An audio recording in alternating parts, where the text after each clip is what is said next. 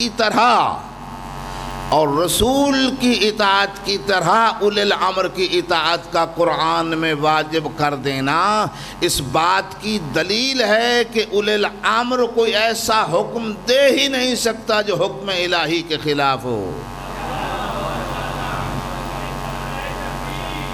اللہ اکبر۔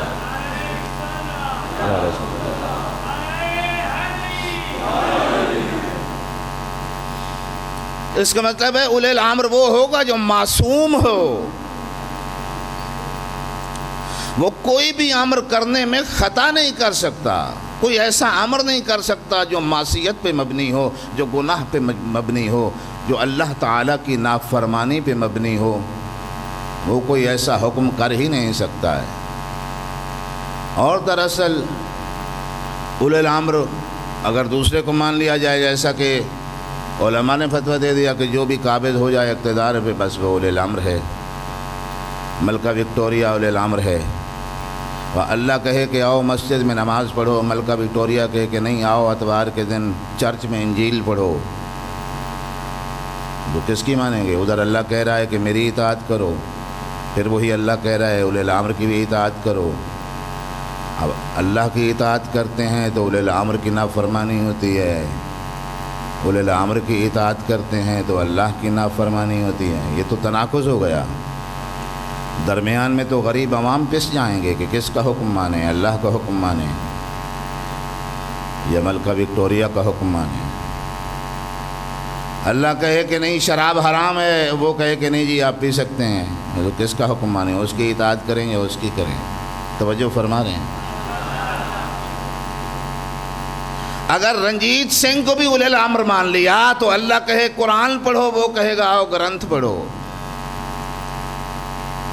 اگر رنجیت سنگھ کو ہی اولل امر مان لیا تو اللہ کہے گا آؤ میرے کعبہ کی زیارت کرو، یہاں حج کرو، رنجیت سنگھ کہے گا آؤ دربار صاحب کی زیارت کرو۔ وہ کس کو مانے بھائی؟ اطاعت اللہ کی واجب اور اس کے رسول کی۔ اولل امر کم از کم رسول سے مشابہت تو رکھتا ہو۔ اولل امر وہ ہوتا ہے جو رسول کے ساتھ ہر صفت کمال میں کامل مشابہت رکھتا ہو، ایسی مشابہت کہ اگر بستر پہ سویا ہوا ہو تو لگے کہ رسول سو رہا ہے۔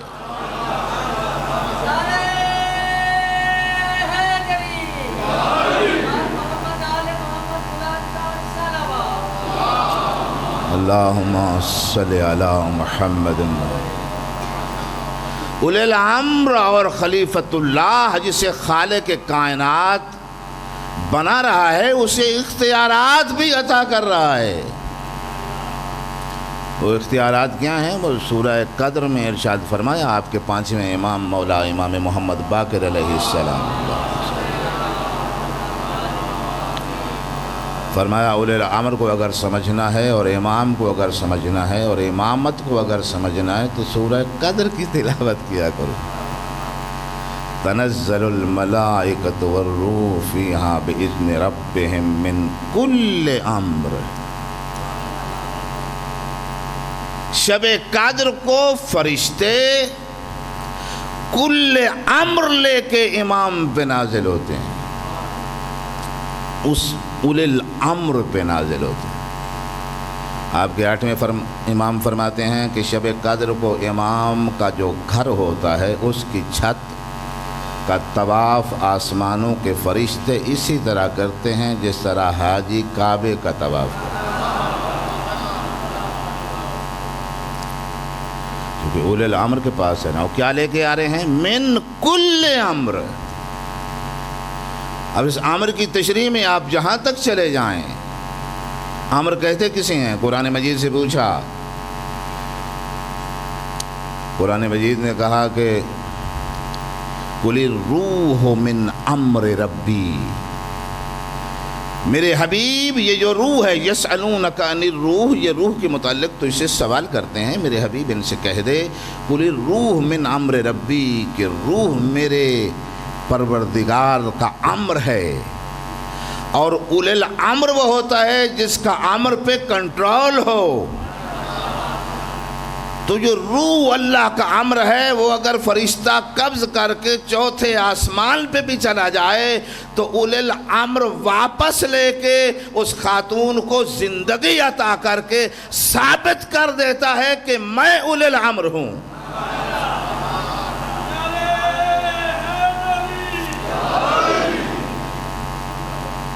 امام سجاد علیہ السلام نے اپنی زیارت مل کے پڑھ لیں صلوات بلند آواز سے۔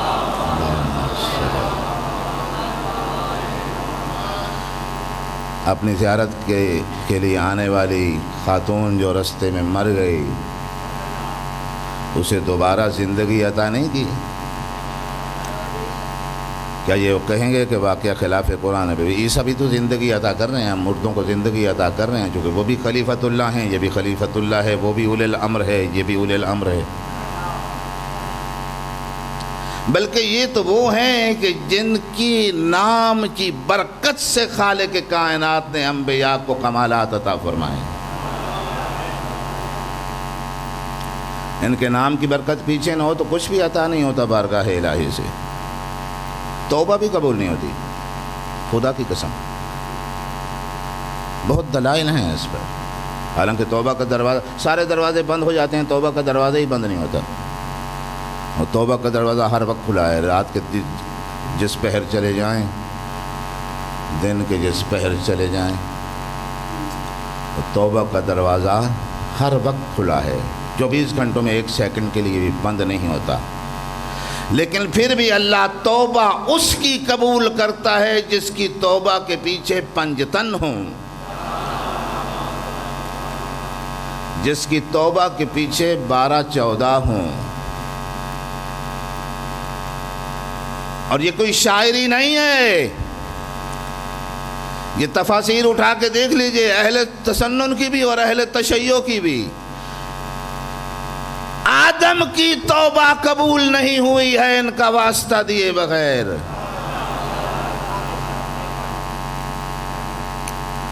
اللہم بحق محمد وانت المحمود وبحق علی وانت الاعلی وبحق فاطمہ وانت الفاطر السماوات والارض۔ جبرائیل نے بھی یہی کہا تھا کہ کیا بار بار رابطہ کرتے ہو پروردگار عالم سے اور کہتے ہو کہ مالک میری خطا کو اور میری لغزش کو معاف کر دے، اس طرح سے معاف نہیں کرتا۔ اس ساق عرش پہ جو 5 نام لکھے دیکھے تھے ان کا واسطہ دے، پھر تیری توبہ خداوند عالم قبول کرے۔ اور اس کے بعد آدم کی توبہ قبول ہوئی، تو جب تک کسی انسان کی توبہ کے پیچھے پنجتن اور 12-14 نہ ہوں تب تک توبہ کا دروازہ نہیں کھلتا، جنت کا دروازہ کہاں سے کھل جائے؟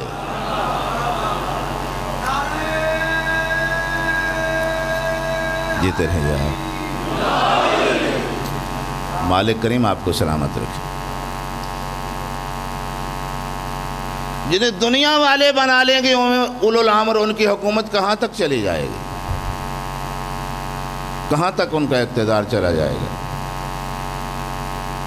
کسی ایک صوبے تک، کسی ایک ملک تک، 2 ملکوں تک، 3 ملکوں تک۔ جنہیں اللہ خلیفہ بنائے اپنی طرف سے، اور اپنی طرف سے خالق کائنات جسے اولی الامر بنائے، پوری کائنات کا نظام اس کے ہاتھ میں دے دیتا ہے۔ وَتَنَزَّلُ الْمَلَائِكَةُ وَالرُّوحُ فِيهَا بِإِذْنِ رَبِّهِمْ مِنْ كُلِّ امر کا کیا مطلب ہے؟ کل امر یعنی کائنات کا پورا نظام۔ وہ کائنات کا پورا نظام کس کے حوالے کیا جائے گا؟ جو اس کو چلانے کی طاقت بھی رکھتا ہو، اس کو چلانے کا علم بھی رکھتا ہو۔ آپ مجھے گاڑی دے دیں کہ آئیے مولوی صاحب یہ گاڑی چلائیے، مجھے چلانا ہی نہیں آتی، میں کیسے چلا سکتا ہوں؟ اسی طرح سے نظام کائنات، چونکہ امام ناظم کائنات ہے، نظام کائنات بھی وہ چلائے گا کہ اس نظام کائنات کے چلانے کا علم رب کائنات نے اسے عطا کیا ہو۔ کہ یہ کس طرح سے چلانا ہے، اور جو پوری کائنات پہ حکومت کر رہا ہو، یہ دنیا کے حکمران اس کے سامنے کیا حقیقت رکھتے ہیں؟ ان کے تو تاج ان کے قدموں میں پڑے رہتے ہیں۔ میں نجف اشرف گیا تو امام امیر المومنین کی ذریعہ اقدس کی پائنتی کی طرف ایک تاج نہیں، دو نہیں، تین نہیں، چار نہیں، کتنے بادشاہوں کے تاج۔ نادر شاہ افشار بہت بڑا بادشاہ، ظالم بادشاہ، جابر بادشاہ، ہندوستان پہ بھی اس نے قبضہ کیا، کتنے ملک اس کی مملکت میں، اس کا حکم کتنا نافذ۔ توجہ فرما رہے ہیں؟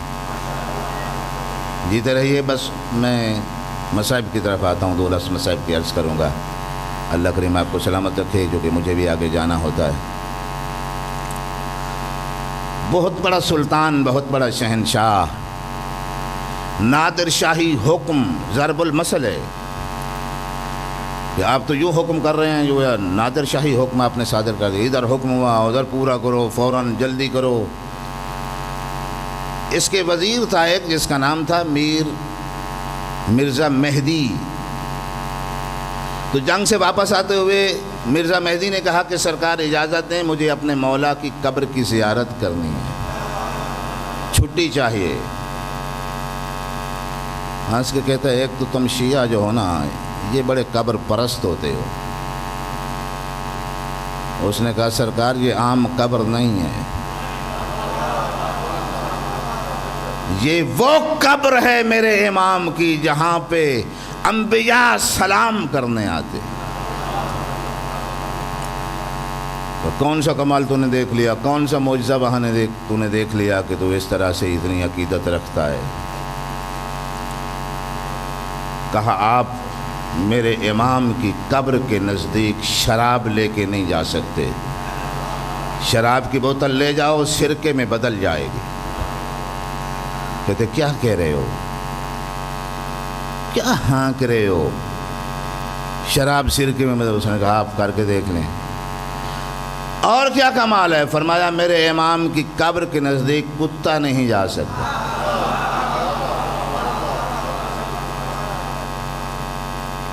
کتے کو لے جانے کی کوشش کرو، نہیں جائے گا۔ اس نے کہا میں ابھی تجربہ کروں گا، ابھی دیکھوں گا کہ یہ دونوں کام ہوتے ہیں کہ نہیں ہوتے۔ وہ چند کلومیٹر کے فاصلے سے گزر رہا تھا لشکر۔ کہا شراب کی بوتل لاؤ، شراب کی بوتل لائے گئی، امیر المومنین کی قبر کے حدود کے اندر جیسے ہی قدم رکھا سرکے میں بدل گئے، آنکھیں پھٹی کی پھٹی رہ گئیں۔ پھر کہا کہ ذرا کتا لاؤ، زنجیر گلے میں ڈال کر کتا لایا گیا۔ جیسے ہی اس حد کے قریب پہنچا، کتے نے پیچھے زور لگانا شروع کیا، انہوں نے کھینچنا شروع کیا، 1 سپاہی، 2 سپاہی، 3 سپاہی، حتیٰ کہ کتے کی زنجیر ٹوٹ گئی، لیکن امیر کائنات کی مزار کی حدود میں قدم نہیں رکھا ہے۔ نادر شاہ کھڑا دیکھ رہا تھا، سپاہیوں کو حکم دیا اس کتے کی زنجیر اتارو، انہوں نے اتاری، کہا میرے گلے میں ڈالو۔ اب کون ڈالے، بس آخری لفظ کہہ رہا ہوں، اب کون ڈالے نادر شاہ افشار کے گلے میں پٹا؟ کہا میں حکم دے رہا ہوں، میرے گلے میں اس سگ کا پٹا ڈالو۔ پٹا ڈالا گیا اور وہاں سے چلنا شروع کیا، انسانی شکل میں نہیں، جانور کے انداز میں، اور امیر المومنین کی زری پہ آیا اور تاج اتار کے امیر کائنات کے قدموں میں رکھ کے کہا میں کیا بادشاہ ہوں، اپنی حقیقت جان گیا ہوں، یا علی عالمین کا سلطان تو تو ہے۔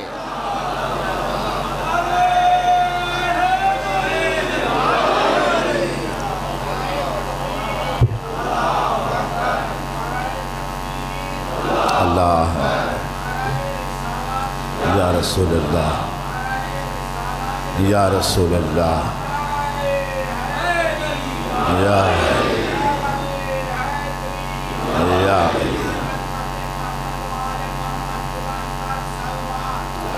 اللہم صلی علی محمد بس عزیزان ایام عزا ہیں، آپ سب اس انتظار میں بیٹھے ہیں اور یقیناً اسی لیے چل کے یہاں آئے ہیں، یہ نوجوان بھی، یہ جوان بھی، یہ بزرگ بھی، یہ مائیں بہنیں بھی، کہ بطول کو اس کے مظلوم بیٹے کا پرسہ دے کے آؤ۔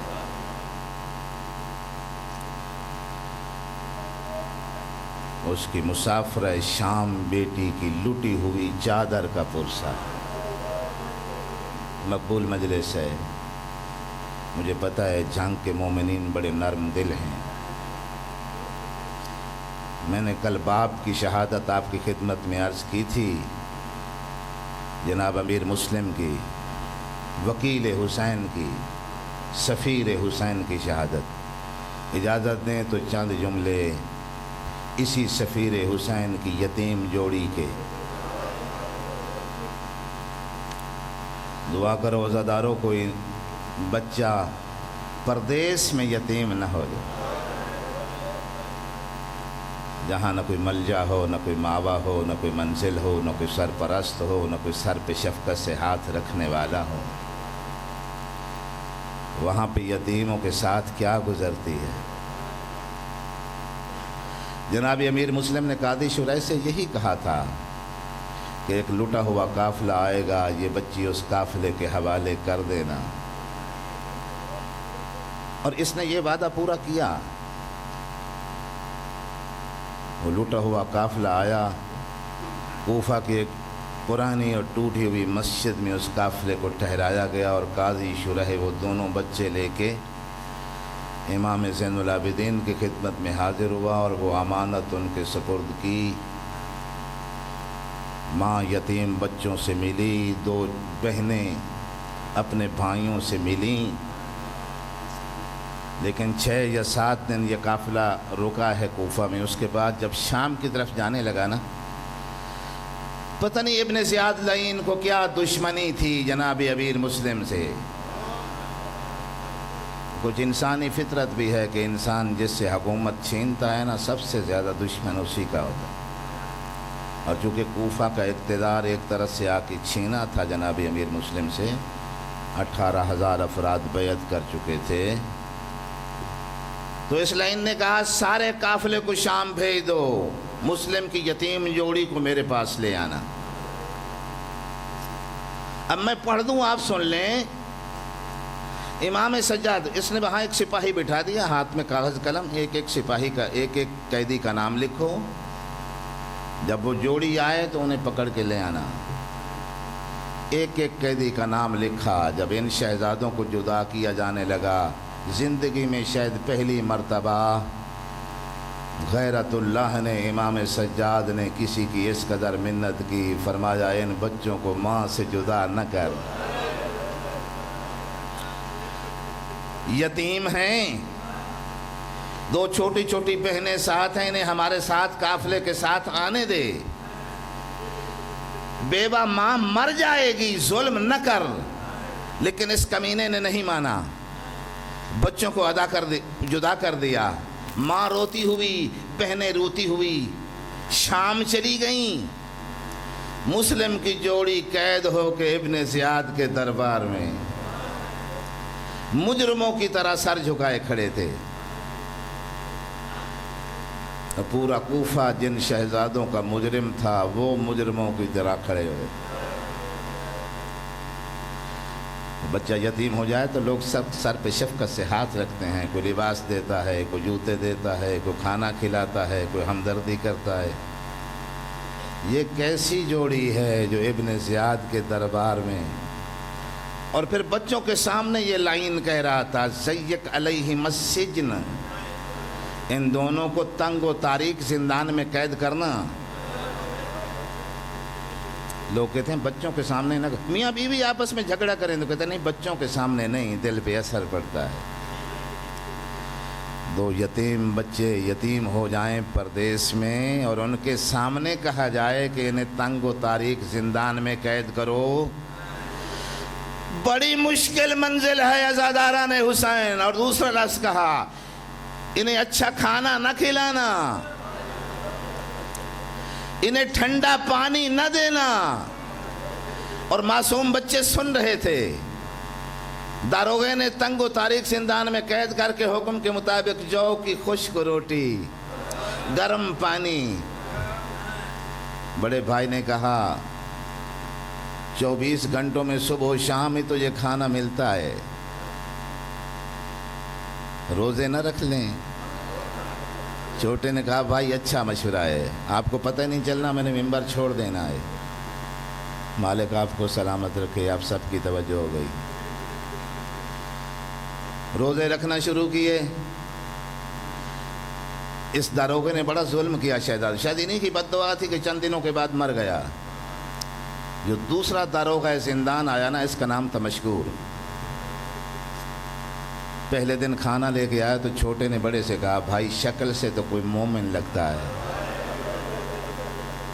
اگر تو کہے تو اسے تعارف کرا دوں۔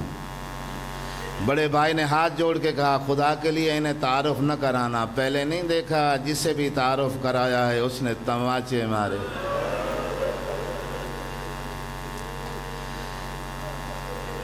اجرکم علی اللہ۔ آپ سب کی توجہ ہے میری طرف یقیناً، میں نتیجے تک پہنچا رہا ہوں 2-3 منٹ میں۔ چھوٹے نے اصرار کیا، بڑا مان گیا۔ 2 دن کے بعد شام کے وقت مشکور جب وہ کھانا لے کے آیا، چھوٹا ڈرتے ڈرتے قریب گیا، سوال کرتے ہوئے کہتا ہے یا شیخ اتعرف محمد المصطفیٰ، اے بزرگ تو محمد مصطفیٰ کو جانتا ہے؟ مشکور نے حیران ہو کے کہا کیف لا اعرف فانہ نبی، کیوں نہیں جانتا، وہ میرے نبی ہیں، وہ میرے رسول ہیں۔ دوسرا سوال کیا یا شیخ اتعرف علی المرتضیٰ، علی مرتضیٰ کو جانتا ہے؟ مشکور نے کہا کیف لا اعرف فانہ امامی، کیوں نہیں جانتا، وہ میرے امام ہیں۔ اب تیسرا سوال بڑا حساس تھا جو شہزادے نے کیا یا شیخ اتعرف فاطمۃ الزہراء، او بزرگ تو فاطمۃ الزہراء کو جانتا ہے؟ مشکور کا ہاتھ کانپ گیا، کھانا زمین پہ گر گیا، قدموں پہ ہاتھ رکھ کے کہتا ہے تجھے اپنی یتیمی کا واسطہ بتا، تیرا فاطمۃ الزہراء سے رشتہ کیا؟ شہزادے نے تعارف کرایا۔ ختم کر رہا ہوں۔ مشکور نے زندان کا دروازہ کھولا، کہا باب السجن مفتوح علیکما، یہ زندان کا دروازہ کھولا ہے، جہاں جی چاہے چلے جاؤ، میرا نصیب موت ہے، مجھے مرنا قبول ہے، میں بطول کی اولاد کو قید نہیں رکھ سکتا۔ اور ابن زیاد نے انہیں سے قتل کرا دیا تھا اسی جرم میں۔ جب شہزادے دروازے سے باہر نکلے نہ، مشکور کو کچھ یاد آیا، دوڑتا ہوا قریب آیا، قدموں کے گر پر دوسری مرتبہ ہاتھ جوڑ کے کہتا ہے میں تمہیں گرم پانی پلاتا رہا، میں تمہیں خشک روٹی دیتا رہا، قیامت کے دن اپنی جدہ زہرا کے سامنے ہماری شکایت نہ کر۔ اب مسلم کی جوڑی کا اپنا نصیب عزادارو، وہاں سے آزادی ملی، حارث کے ہاتھ آ گئے۔ یہ لائن حارث ابن زیاد، دوسرا بھائی مومن ہے کمیل ابن زیاد، اس کا نصیب بھی دیکھیں، جس سے دعائے کمیل ہے امیر المومنین نے تعلیم دی ہے۔ بڑا بھائی کمیل ابن زیاد ہے، دوسرا یہ لائن ہے حارث ابن زیاد۔ اس کے ہاتھ آئے، ساری رات تھی، حجرت کے اندر ستون سے بندھے ہوئے تھے۔ اس لائن نے بچوں پہ اتنا ظلم کیا کہ چہرے کی رنگت بدل گئی۔ صبح کو دونوں شہزادوں سے پکڑا زلفوں سے، بیوی آئی اسے زخمی کیا، غلام کو قتل کیا۔ فرات کے کنارے کے قریب چھوٹے نے معصومانہ سے سوال کیا ہمیں کیوں مارتا ہے، ہمیں قتل نہ کر، ہم تجھے جنت کی ضمانت دیتے ہیں۔ کہا مجھے نہیں چاہیے، کہا قتل کرنے کا سبب، کہا ابو عید اللہ سے انعام ملے گا۔ شہزادے نے کہا پھر ہمیں کوفہ کے بردوں والے بازار میں جا کے بیچ دے، ہم یوسف سے کم قیمت پر نہیں بیچیں گے۔ لیکن یہ لائن نہیں مانا، تلوار کا وار کیا، بڑے بھائی کو قتل کیا، سر توبرے میں ڈالا، لاش اٹھا کے فرات میں پھینکی، دوسرے کو قتل کیا، سر توبرے میں ڈالا، لاش اٹھا کے فرات میں پھینکی۔ عزاداران حسین تاریخ کہتی ہے پہلی لاش رکی ہوئی تھی پانی کی سطح پر، دوسری لاش پہنچی تو دونوں بھائیوں نے باہیں پھیلائیں، ایک دوسرے کو سینے سے لگایا، اس کے بعد لاشوں نے پانی میں بہنا شروع کیا۔ یہ لعین وہ سر لے کے ابن زیاد کے دربار میں تخت کے سامنے توبرے کو الٹایا، دو چھوٹے چھوٹے سر، جتنا بھی شقی القلب تھا ابن زیاد ایک مرتبہ کھڑا ہو گیا، پھر بیٹھ گیا، پھر کھڑا ہوا، پھر بیٹھ گیا۔ سوال کیا لعین کس ماں کی گود اجاڑ کے لے آیا ہے؟ کہا امیر نہیں پہچانا، تیرے دشمن کی جوڑی ہے، امیر مسلم کے بیٹے ہیں۔ کہا نہیں مانتا یہ مسلم کے بیٹے ہوں، میرے دربار میں پیش ہوئے تھے، ان کے رخسار تو گلاب کی طرح تر و تازہ تھے۔ کہا امیر میں نے اتنے تماچے مارے۔ الا لعنت اللہ علی قوم الظالمین۔